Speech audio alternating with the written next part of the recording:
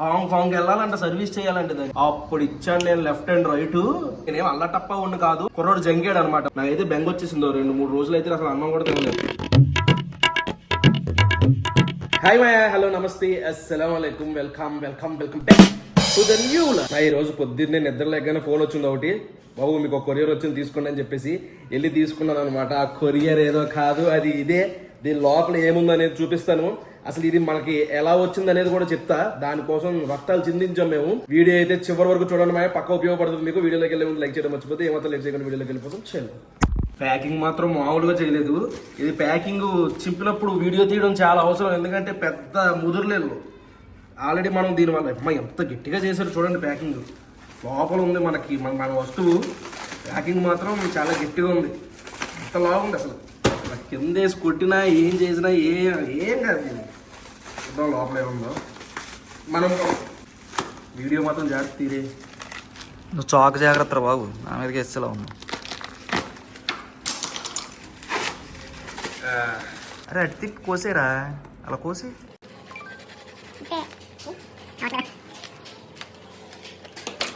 జాగ్రత్త, చేతిలో నుంచి పడిపోయింది అనుకో. అదే మళ్ళీ మన సేమ్ డబ్బాలు ఇచ్చి పంపించారండి. అదేంటంటే మన ఆస్మో పాకెట్ 3 మొత్తానికి రక్తం చిందించి నాకు వచ్చి రాని ఇంగ్లీష్లో ఆడిని కడిగి పాడేస్తే పంపించాడు అనమాట. లోపల ఏముందో ఎలా ఉందో ఏముందో చూపిస్తారు. అంటే ముందు ఇక్కడికి వచ్చి రాని ఇంగ్లీష్ వాళ్ళకి అర్థం కాలేదు, తర్వాత నేను మాట్లాడాను అనమాట. కొత్త పీసు, కొత్తది వచ్చింది, కొత్తది. మళ్ళీ 1 year వారంటీ ఇప్పటి నుంచా? మరి ఉంటుందిగా. ఆ బిల్లు చూడాలి, డేట్ చూడాలి. ఓపెన్ చేసేద్దాం. దీనికి ఐఫోన్ లాగా ఏముందా? ఏముందా?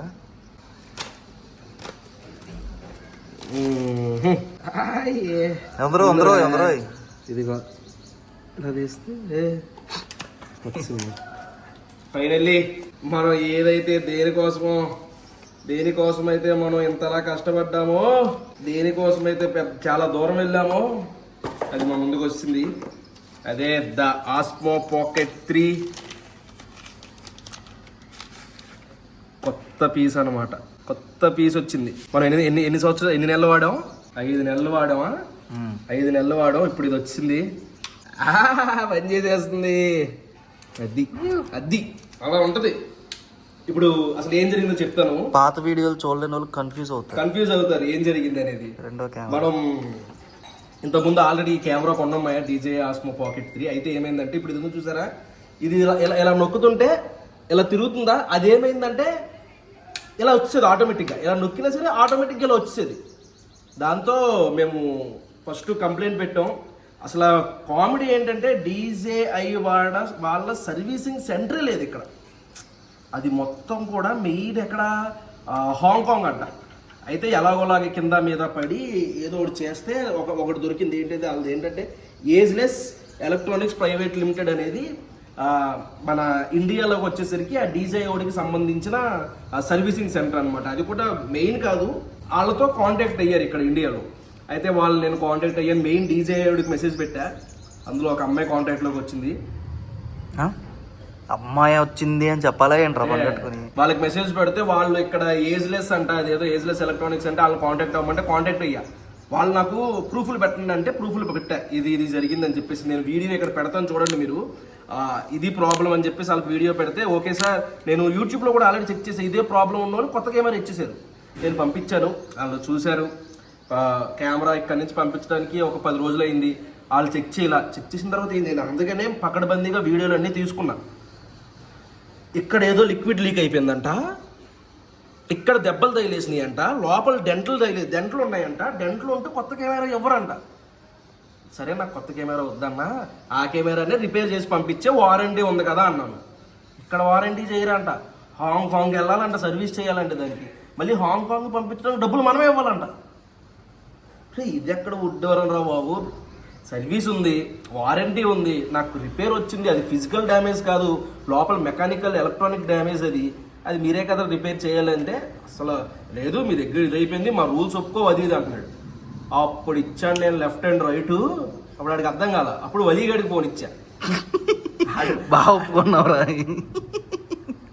ఆడు ఇచ్చాడు లెఫ్ట్ అండ్ రైట్ ఇచ్చేసరికి సరే సార్ నేను మా హెడ్ ఆఫీస్కి పెడతాను, హెడ్ ఆఫీస్కి పెట్టిన తర్వాత వాళ్ళు ఏం చెప్తారో చూస్తామని చెప్పేసి అన్నారు. ఇక్కడ నుంచి నేను వర్కౌట్ చేస్తాను, నేను ప్రిపేర్ అయిపోయా.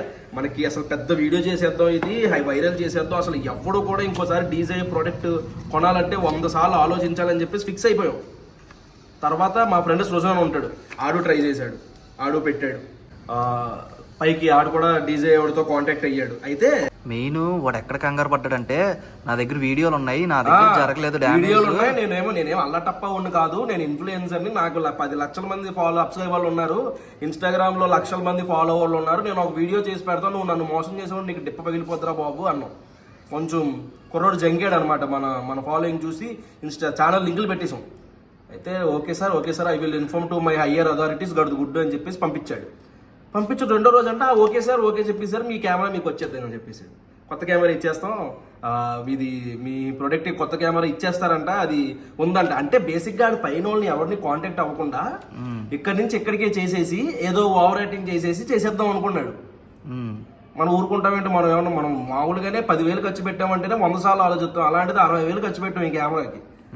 గట్టిగా ఇచ్చేసరికి భయపడ్డాడు. అప్పుడే ఇదంతా జరిగి 1 నెల రోజుల నుంచి జరుగుతుంది. నేను మా ఊర్లో ఉన్నప్పుడు ఆల్రెడీ మీకు ఒకసారి చెప్పా. అందుకనే మీరు ఎవరైనా డీజే ప్రోడక్ట్ కొనే ముందు మెయిన్ ఒకటి గుర్తుపెట్టుకోండి, ఇక్కడైతే సర్వీసింగ్ సెంటర్ లేదు మాయా. అసలు మీరు ఎవరిని అడిగినా అసలు రెస్పాన్సిబిలిటీ ఉండదు, పైన వాళ్ళకి పంపించాలి, వాళ్ళేమో సొల్లు చెప్తారు, అది ఫిజికల్ డ్యామేజ్, అది అవ్వదు, పైకి పంపించాలి, అది అని చెప్పి సొల్లు చెప్పేస్తారు. అందుకే మీరు ఏం చేస్తారంటే మ్యాక్సిమం వేరే ప్రోడక్ట్ ఏమన్నా కొనడానికి ట్రై చేయండి, లేదు డీజేకి సూపర్ ఇదే బాగుంటుంది అనుకుంటే కొనండి, కానీ ఈ రిస్క్లన్నీ ఫేస్ చేయడానికి రెడీగా ఉండండి. అంటే ఇలా ఇష్యూ ఏమైనా వచ్చినప్పుడు వాళ్ళు ప్రూఫ్స్ రెడీ పెట్టుకోవాలి. మీకు ఇష్యూ వచ్చినప్పుడు మీరు ప్రొడక్ట్ని అక్కడ పంపించినప్పుడు వీడియో తీసుకోవడం, మళ్ళీ అక్కడి నుంచి వచ్చినప్పుడు ఇదిగోండి ఇలా వీడియో తీసుకోవడం, ఆ ఫోటోలు డ్యామేజ్ అయిన ఫోటోలు, వాళ్ళ చాట్లు ఇవన్నీ స్క్రీన్ షాట్లు పెట్టుకుని రెడీగా ఉండండి. ఎందుకంటే పెద్ద ముదురుగల్లా ఉన్నారు ఇక్కడ వాళ్ళు, అమ్మో మామూలుగా లేరు. డ్యామేజ్ వాళ్ళు చేసి మన దగ్గర డ్యామేజ్ తెలుస్తుంది. అది ఏంటంటే ఇలా కొట్టుకుని కెమెరాని అలా బల్లకేసి అలా కొడితే ఎలా ఉంటది, ఇక్కడ తగిలి ఇక్కడ నుంచి వాటర్ లీక్ అయిపోతుంది, ఇక్కడేం డ్రెంట్ పడిపోయింది, ఇక్కడ నుంచి వాటర్ లీక్ అయిపోతుంది. ఏం అర్థం కాలేదు, మనం పంపించినప్పుడు నీట్ గానే ఉంది కదా అని చెప్పేసి అంటున్నాను నేను. నాకైతే బెంగ వచ్చేసిందో 2-3 రోజులు అయితే అసలు అన్నం కూడా తినలేదు, ఓన్లీ బిర్యానీ తిన్నా, అంత టెన్షన్ వచ్చింది. అయితే మొత్తానికి ఆడితో గొడవ పడి అది చేసి మా ఫ్రెండ్ సృజన్ థ్యాంక్ యూ రా, మా ఓడి సృజను ట్విట్టర్లో కొంచెం యాక్టివ్గా ఉంటాడు. అదే ట్విట్టర్లో మనం ట్రెండ్ చేయాలి, దీన్ని ట్యాగిల్ చేయాలి, దీన్ని వైరల్ చేయాలి, ఇలా చాలా మంది మోసపోతున్నారు, అది చెప్పి పెద్ద ప్లాన్ వేసుకున్నాం. కట్ చేస్తే okay sir our team approved your new camera for warranty అది ఇది అని చెప్పేసి మొత్తానికి పంపించాడు. ఈ రోజు నుంచి ఈ వీడియోలన్నీ ఈ కెమెరాలో వస్తాయి, రెడీగా ఉండండి. అప్రూవ్ అయిన తర్వాత 10 రోజులు పట్టింది. అప్రూవ్ అయిన తర్వాత 1 నెల రోజులు పట్టిందా? ఈజీగా 1 నెల రోజులు పట్టింది కొత్త కెమెరా రావడానికి. స్టాక్ లేదన్నారు, స్టాక్ వచ్చిన తర్వాత మన దగ్గర పంపించడానికి ఎన్నిసార్లు ఫోన్ చేసినా నాకే తెలియదు, నా వర్క్ ఆగిపోతుందిరా బాబు, మీరు కెమెరా పంపించకపోతుంది అని చెప్పేసి. మీకు ఈ మధ్యన వీడియోలు కూడా కొంచెం క్వాలిటీ తగ్గుతాయి, ఎందుకంటే ఈ ఓన్లీ ఫోన్లోనే తీసేస్తున్నాం వ్లాగ్స్ అన్ని, కెమెరా లేకపోవడం వల్ల. ఈ రోజు నుంచి అన్ని కెమెరాలు వస్తాయి. అది మా మ్యాటర్. మొత్తానికి మన కొత్త కెమెరా అయితే మన చేతిలోకి వస్తుంది. ఎవరైనా డీజే ప్రొడక్ట్లు వాడే వాళ్ళు ఉంటే వాళ్ళకి అర్జెంట్గా ఈ రీల్ షేర్ చేయండి. మరి నువ్వు రిస్క్లో ఉన్నావు, జాగ్రత్త వాడుకో, ఇన్ కేసు దెబ్బడిపోతే టైగర్ మై చేసినట్టు చేయండి అని చెప్పండి.